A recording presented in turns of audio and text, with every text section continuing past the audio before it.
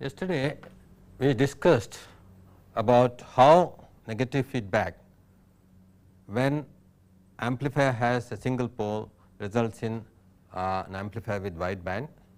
With two pole it results in an amplifier with complex conjugate pair of poles, which might go into what is called peaking at high frequencies, and with three poles, that is what we consider, it is likely to go into instability, that the poles might now lie on the right half of the S plane. So, this has to be prevented. So, how do we prevent this? That means, for this to be prevented, we found out that the loop gain, that is in this particular case the loop gain is A into beta, if it has three poles, A naught divided by 1 plus S by omega 1 first corner frequency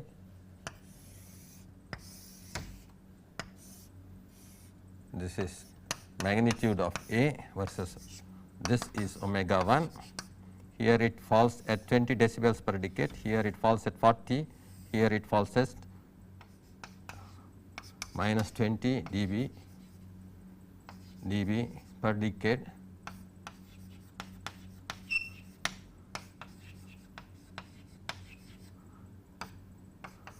$60 decibels per decade. This is omega 2, this is omega 1, this is omega 3. Such a situation, the loop gain when its phase shift is equal to 180 degree, the magnitude of loop gain has to be less than 1. Then even though there is positive feedback, that is not going to instability because the fact that the loop gain is less than 1 thereafter. So, how do we make sure that this is going to be satisfied? Now, phase shift of loop gain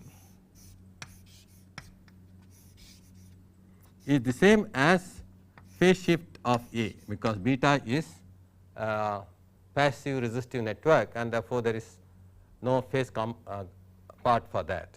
So, phase shift of A, which is nothing but corresponds to the phase of this A naught by 1 plus S by omega 1, 1 plus S by omega 2, 1 plus S by omega 3. So, basically speaking, this can be written as A naught divided by 1 plus S into 1 by omega 1 plus 1 by omega 2 plus 1 by omega 3 plus S squared into 1 by omega 1 omega 2 omega 2 omega 3 plus 1 by omega 3 omega 1 plus S cube into omega 1 omega 2 omega 3. This is the denominator function,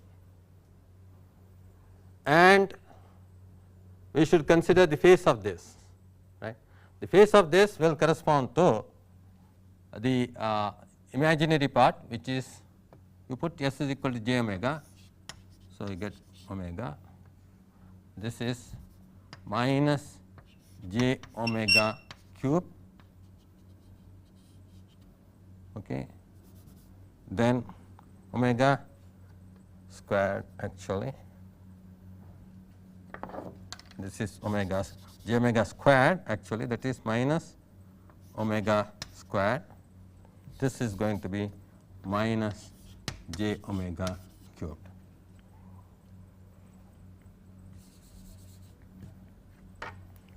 So, as far as the phase of this is concerned,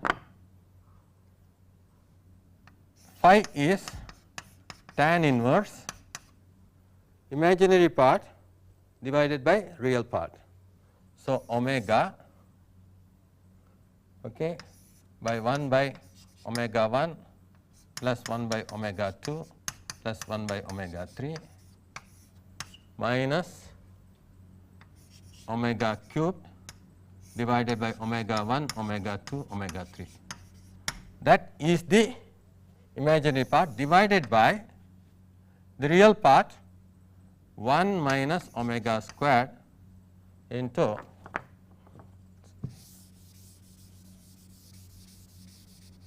one minus omega squared into 1 by omega 1, omega 2, omega 2, omega 3, omega 3, omega 1. This is the phase part.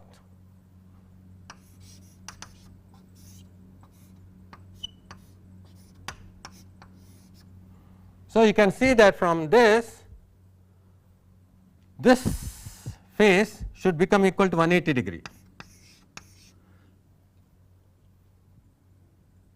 or tan 180 degree, which is nothing but 0.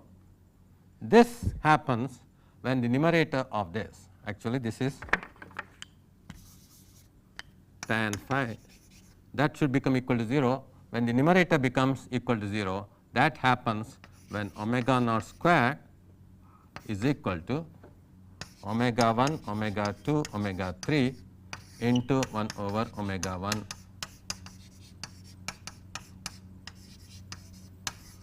or this is omega 1, omega 2 plus omega 2, omega 3 plus omega 3, omega 1. That is the frequency at which phase shift of this loop gain becomes equal to 180 degree. This is the frequency omega naught square. At this frequency now, what should happen is the magnitude of A beta should be less than 1. So, we have to substitute for the magnitude of A beta. Okay. So, that means magnitude of A beta divided by this phase shift has become equal to 180 degree and this frequency corresponds to this value, at which point the imaginary part is 0. So, only the real part is there. So, the magnitude becomes 1 minus omega squared divided by this. So, 1 minus omega naught squared. So, omega 1, omega 2 plus omega 2, omega 3, omega 3, omega 1. Okay. So, that is the frequency at which this happens. The phase shift becomes this into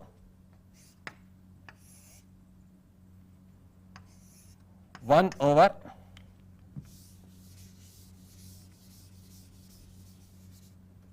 omega 1, omega 2 plus 1 over omega 2, omega 3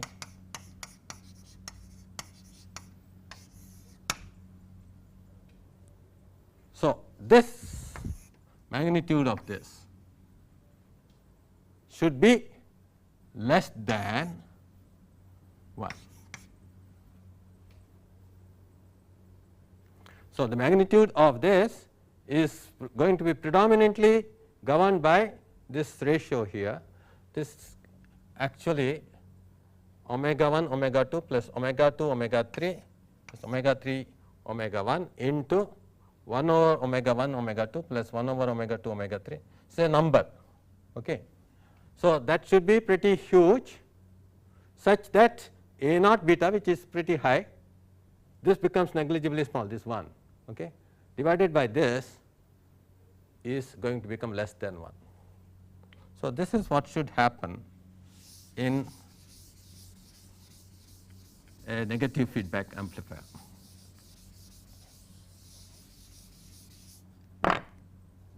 So, how do we make this? If omega 1, omega 2, omega 3 are already fixed at very high frequencies, if omega 1, omega 2, omega 3 are already fixed at very high frequencies, this particular thing, it may be difficult to achieve for any reasonable high value of A naught beta.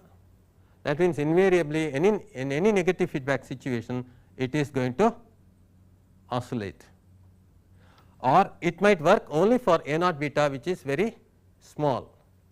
That means, beta which is very small, A naught beta, okay, if it is very small, A naught being very high, beta has to be very small. That means, there is very little of negative feedback. In such situations only this will work satisfactorily. If you want this to work for all betas, that is what a general purpose operational amplifier is used for all betas, because it is going to be used for a variety of designs. You have to make this get satisfied for the worst case, and the worst case situation is when beta is the highest. Okay. So, if it is stable for beta is the highest, it will be automatically stable for all other betas which are less than that value. So, beta equal to 1 is the worst case situation.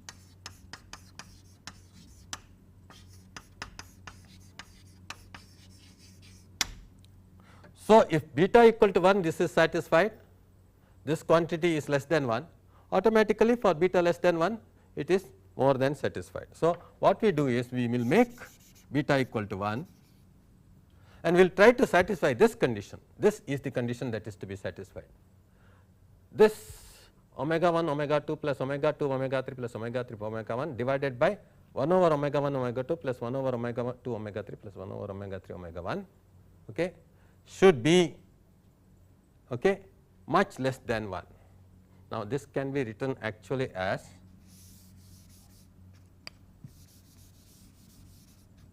omega 1 plus omega 2 plus omega 3 by omega 1 omega 2 omega 3. It is just another way of writing the same thing, which means this can be further written as very simply 1 over omega 1 plus 1 over omega 2 1 over. This is therefore summation of all the 3 poles divided by summation of inverse of the poles. Okay. So, multiplied by summation of inverse of the poles, right. So, this is what should happen. Normally, for this to happen, okay, this is going to be negligible, and therefore, essentially the magnitude criteria is going to be governed by this. So, in which case, actually speaking, one of these poles has to be made dominant. Okay. This can be easily satisfied if, let us say, omega 1, which is already the somewhat dominant pole compared to all the others, is made very dominant, right, equal to omega d, such that, right, omega d, okay, is much less than omega 2 omega 3. That means, I am going to locate this fairly early here. So, that detonation is primarily due to this at 20 decibels per decade, and when this starts coming into picture, right, the gain has fallen to less than 1. This is what is called by dominant pole compensation.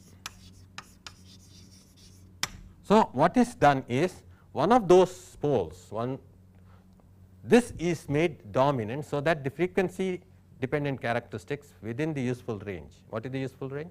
As long as the gain is greater than 1. So, as long as the gain is greater than 1, only one pole comes into picture. The other poles now come into picture only after the gain falls to less than 1. That is what this expression will do. If omega d is chosen such that it is much less than omega 2 and omega 3, in this summation, right, you will have omega d plus omega 2 plus omega 3. Omega 1 is going to be replaced by omega d, and omega d is much less than omega 2 omega 3. Therefore, this is approximated as omega 2 plus omega 3, and here, okay, omega 1 over omega d becomes dominant.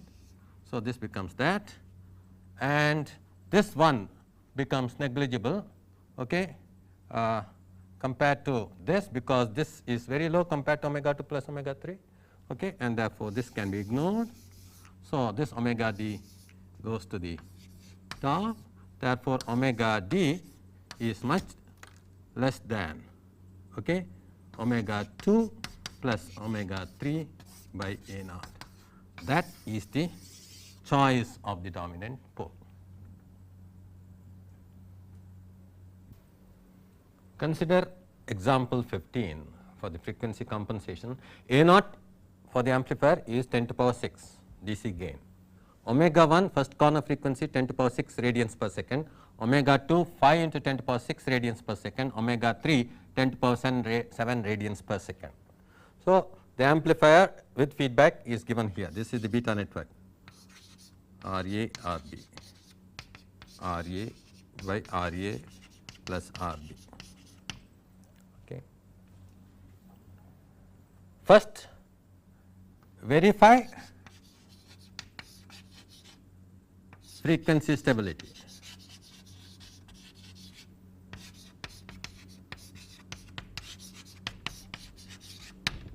What does it mean?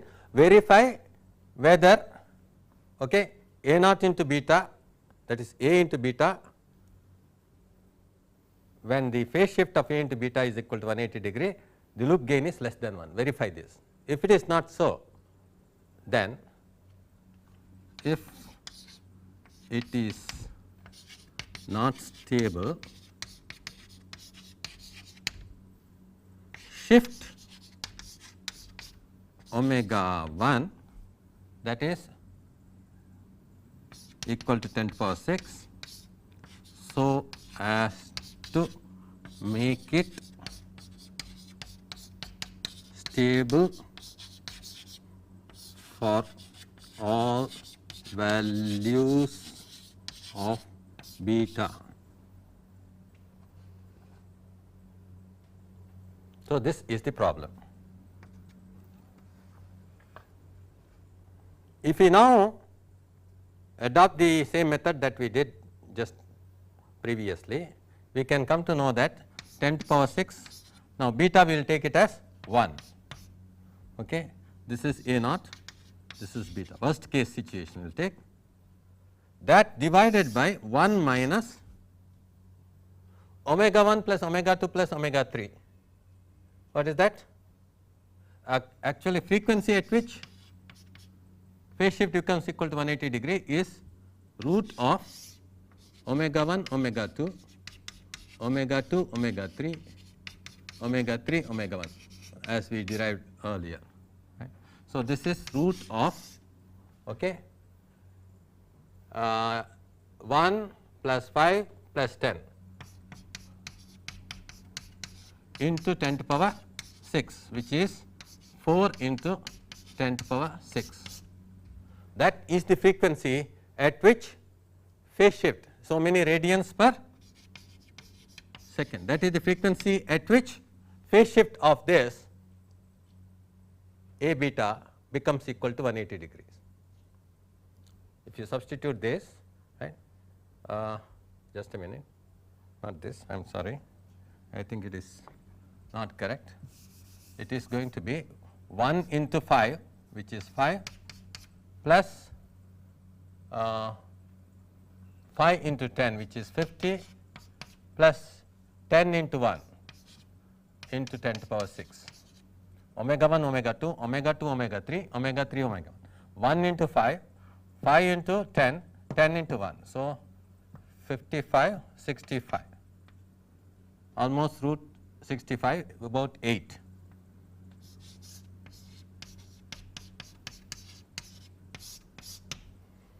That is understandable. Beyond 1 megahertz, phase shift is already 90 degrees.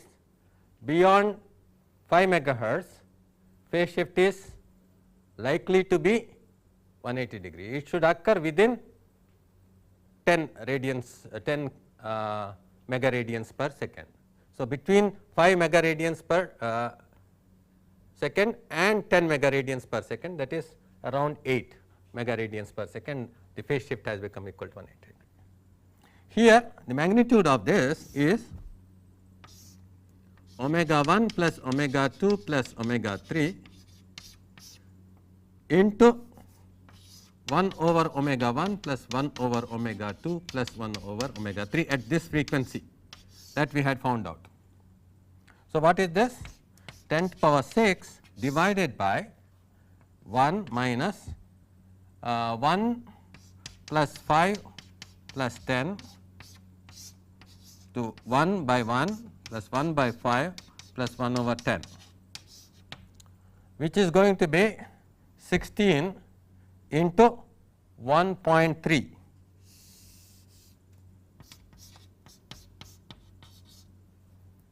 which is going to be 20.8. That means, the magnitude of this is now minus 19.8 or 19.8. So, this is definitely not less than 1.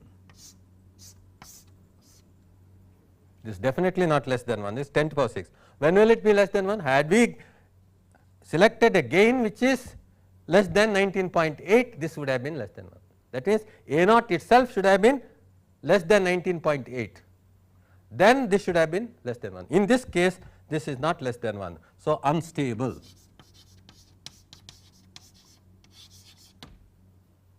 For any beta.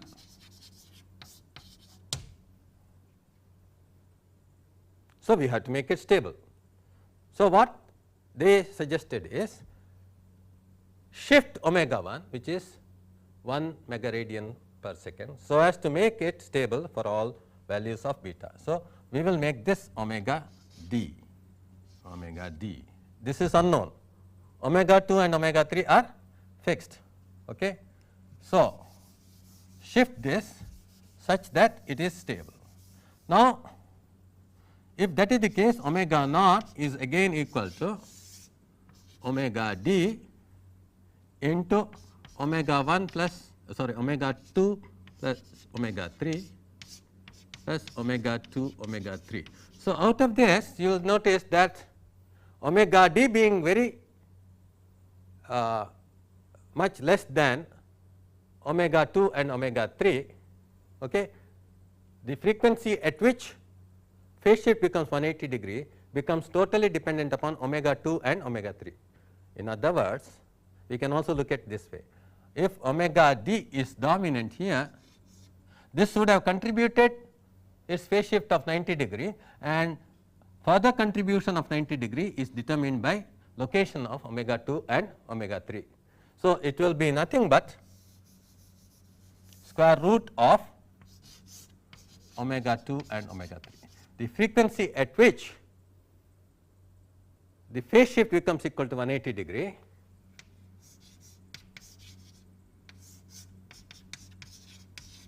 at omega naught, because omega d is the dominant frequency. Okay, that means, this is much less than omega 2 comma omega 3. So, I think so omega d is going to become negligible compared to omega 2 plus omega 3. Okay. Here 1 over omega d becomes dominant, and therefore, in this magnitude is what we should count. Omega 2 plus omega 3 is 5 plus 10 megaradians, right. So, this is something negligible. So, the magnitude of this is same as this, and therefore, omega d goes up. That should be less than 1. So, 10 to the power 6 gets cancelled with 10 to the power 6. So, omega d should be less than 15 radians per second. That is the answer, right. That means, the dominant pole should be less than 15 radians. Let us say it is 14 radians, or let us say 10 radians.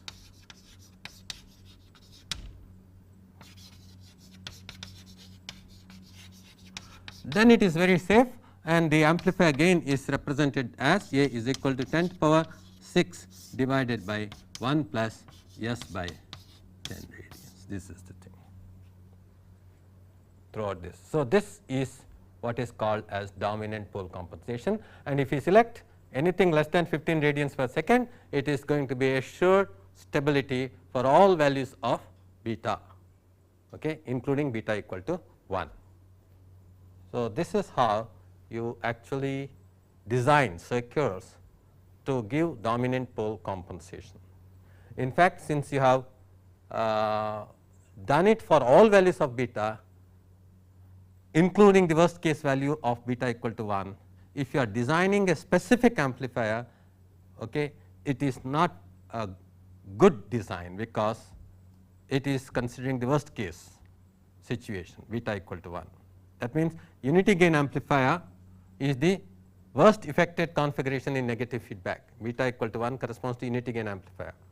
And if you are designing gain of 100, you need not really be constrained with this kind of situation. You could select a higher value of omega d. For example, if instead of beta equal to 1, you are designing for beta equal to 0.1, then here in this expression it is 10 to the power 6 into 0.1, okay, into 0.1, which means this will go to 150 radians per second, okay, and therefore, we could select this as 100 radians per second.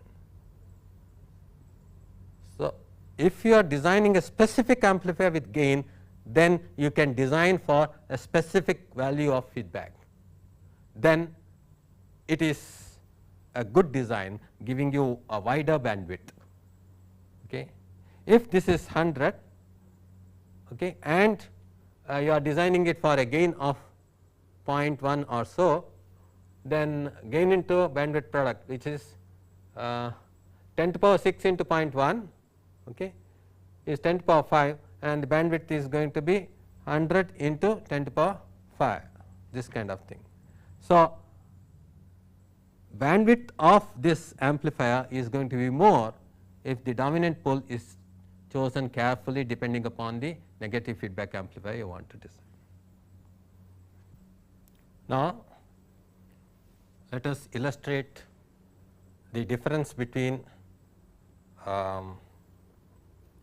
the design of a general purpose amplifier and design of an amplifier where compensation is going to be external, that is going to be done by you. Example 16 illustrates this. An op amp has A equal to this. That means, this is an externally compensated op amp. It is not internally compensated. That is, flexibility has been given to you to fix omega d depending upon the design. Whereas, in what is called as 741 general purpose op amp, omega d is already fixed, you do not have any control. So, that under all negative feedback situations, it is going to work satisfactorily. So, it is designed for the worst case situation of unity gain amplifier. Whereas, in an externally compensated op amp, this is left as a choice for the designer. So, how does the designer exploit this to his advantage? Determine omega d for unity gain amplifier designed with this op amp. Let us do that. Then again another person wants a non-inverting amplifier of gain 100 designed with this op amp. How will these two designs differ in terms of choice of omega d? So, once again we have the frequency at which the phase shift of this becomes equal to 180 degree, the loop gain.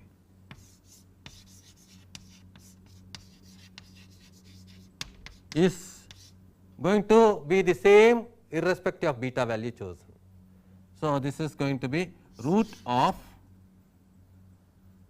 omega 2 into omega 3, that is 4 into 10 to the power 6, that is 2 into 10 to the power, that is 6 radians per second.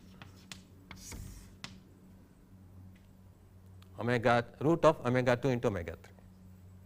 In either case, this is going to be the situation. Only beta in this case is 1, beta in this case is 1 over 100.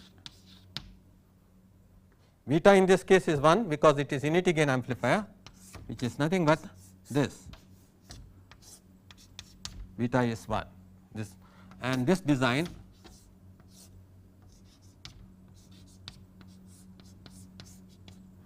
this is let us say 1 k, this is 99 k. So, beta is 1 over 100. So, the amplifier gain is 100 here, okay. V naught over V I is 100, V naught over V I is 1 here, and V naught over V I is 100 here.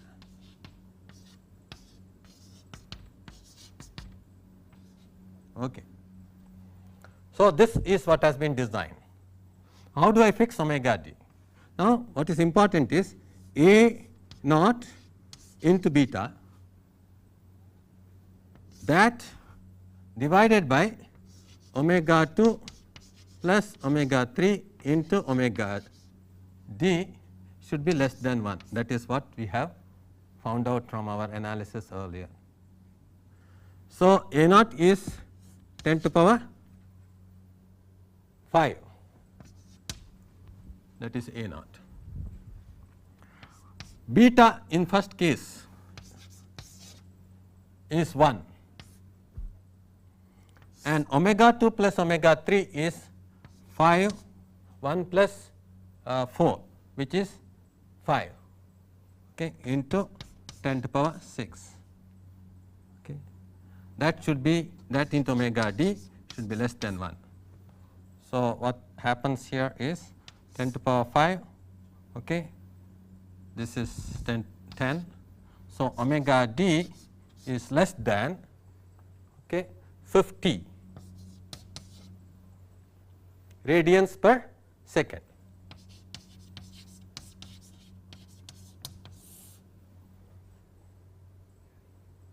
Without giving much of a margin, we can take omega d as let us say 49 radians per second. Okay. So, let omega d be equal to 49 radians per second. Let us evaluate the gain into bandwidth. Okay. Gain is 10 to power 5, gain bandwidth product. Okay. Gain is 10 to power 5, bandwidth is 49. So, gain bandwidth product is so many radians per second in this case, 4.9 mega radians per second, that is A part. Let us now do the B part.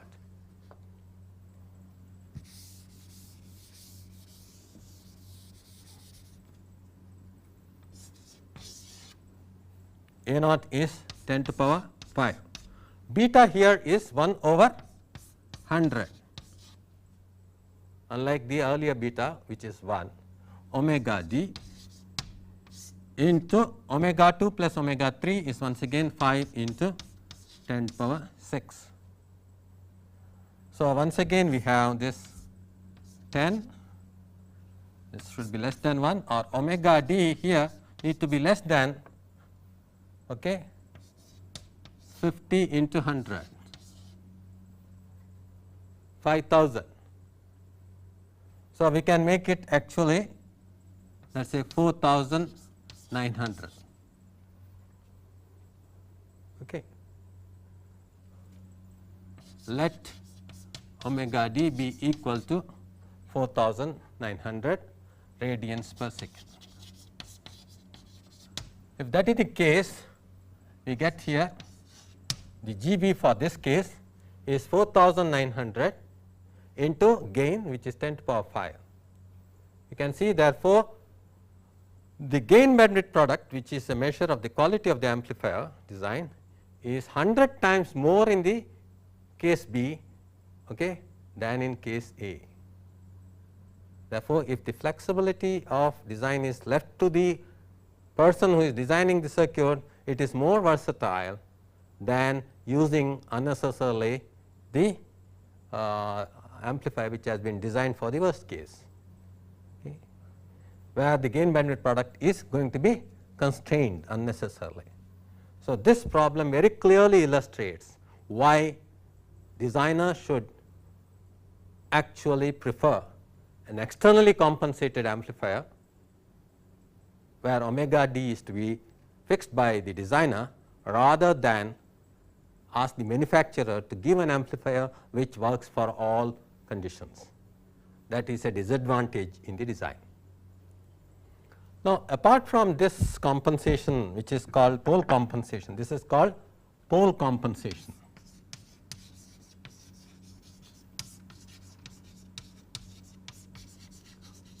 What is the idea of pole compensation? Make the gain dependent only on one pole. These become negligible. These will have negligible effect until the gain falls to almost 1. In another technique, you will have what is called pole zero compensation.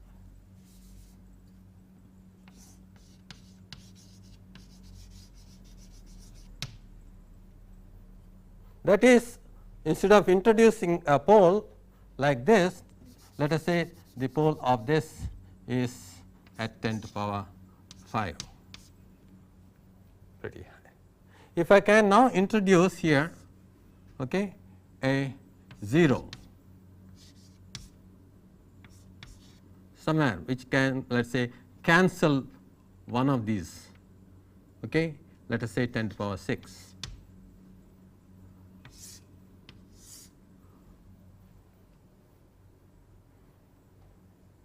Then this system from a third order system becomes a second order system and becomes stable. That means, if I can introduce a 0, then of course, it is very difficult to introduce a 0 alone. That is why it is called pole zero compensation. It is good if you can introduce a 0, right, then I can cancel it exactly. But a pole zero compensation says practically in a circuit we will see, whenever we introduce a 0 using RC networks, we will invariably introduce a pole in the system. So, we might introduce a pole along with this 0. So, ultimately it is only third order, but this pole can get located very far away at very high frequency. So, that within the useful range it is still a second order system. So, this way you will gain in terms of bandwidth, considerable bandwidth you can get. In all these systems where you are introducing a dominant pole, you are cutting down the bandwidth, so that the gain falls off very rapidly, so as to make it fall off to a value less than 1 before the other poles take over. Whereas, in this system you are cancelling the effect of poles, so that the possibility of phase shift becoming equal to 180 degree never exists, or it exists at such high frequency that at which point the gain has already fallen to a value less than 1. That is called pole zero compensation.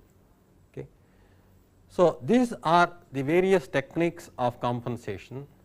The most popular compensation that is normally used in operational amplifier negative feedback circuits is dominant pole compensation, and that we have discussed in detail. Just I was describing to you the different methods of compensation. First is called pole compensation, that we have already discussed in detail. This is also called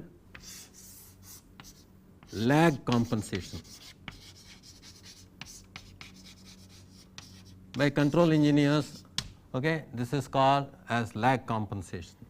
This is called, as you can, lead lag compensation.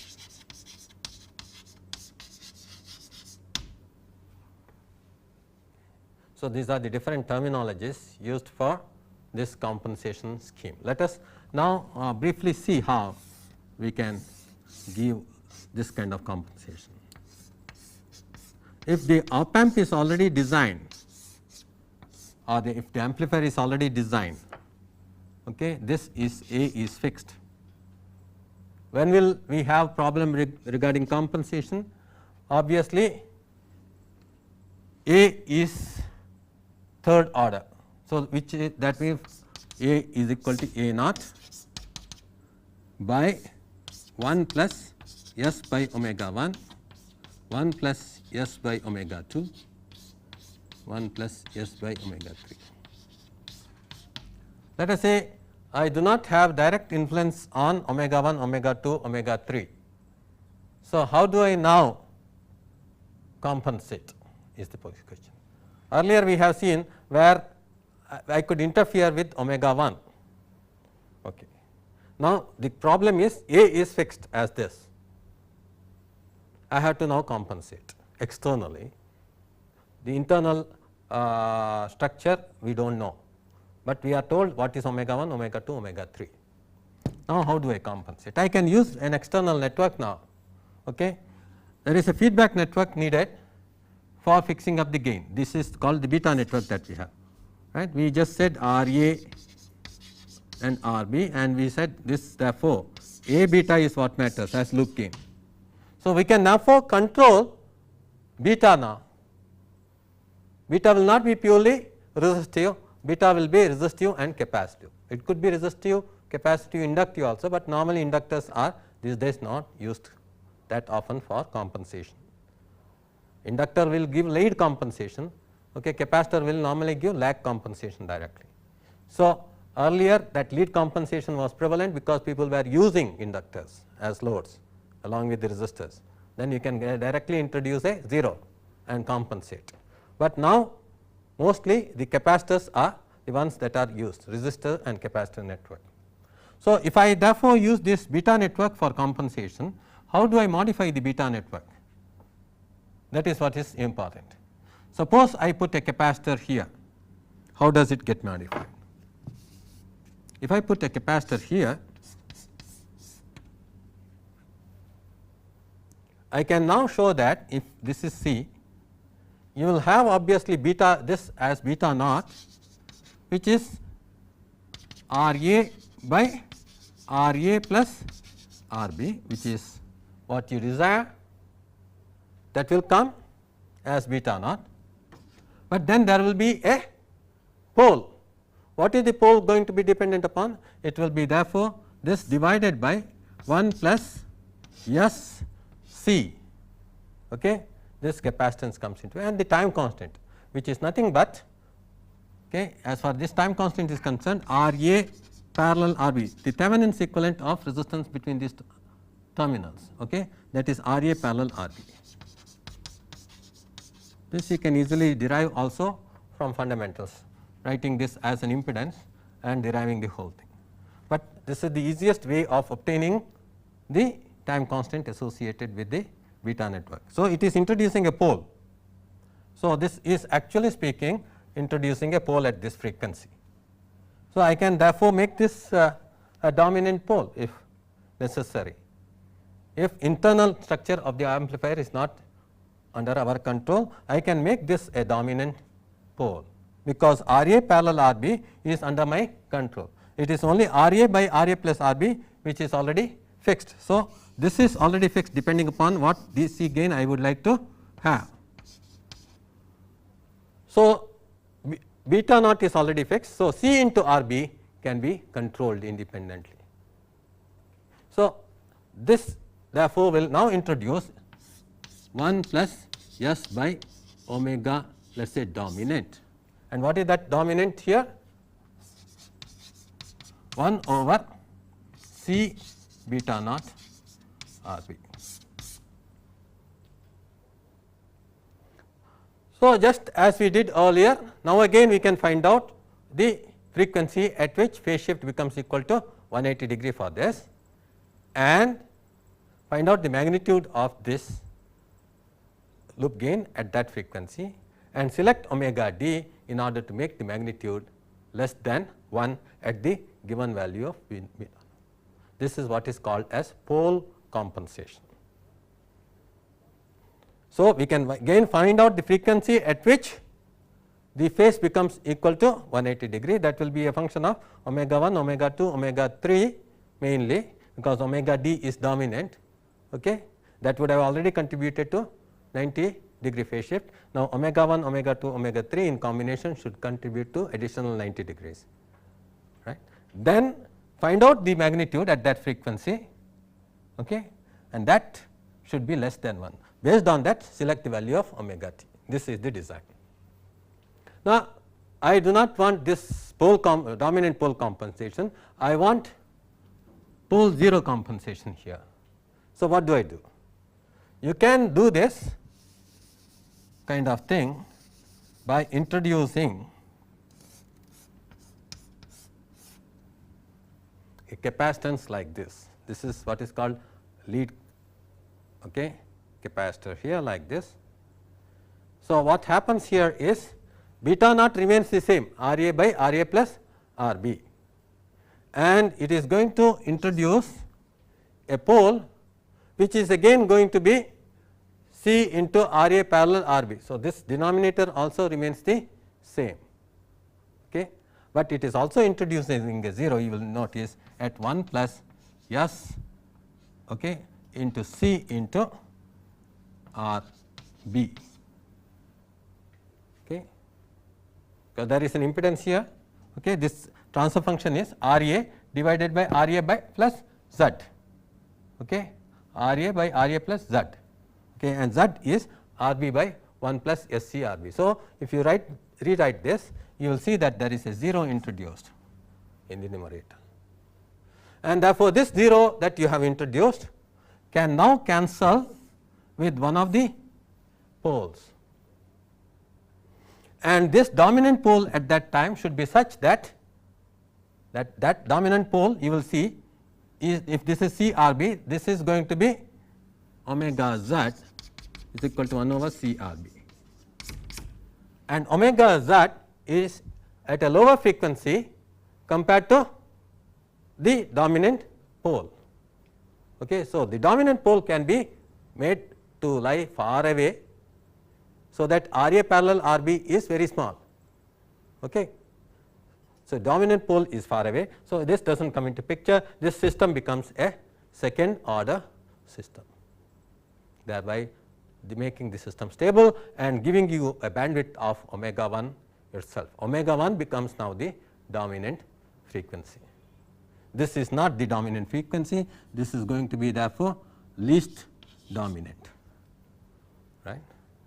So, this is what is called pole 0 compensation. The capacitor is now introduced here. This will introduce a 0 at low frequency and a pole at high frequency. Those can be controlled such that you can get proper pole 0 cancellation here. Again, this R B can be split, and depending upon, if you want a beta of a certain value and you do not want that to come into picture in the 0, then you can also split it this way, and also introduce a pole as well as a 0 this way.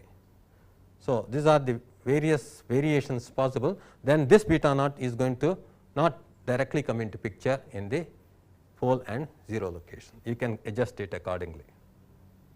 So, this is going to complete the discussion on various compensation techniques available. This compensation is adopted for wide band amplifier design, this pole 0 compensation.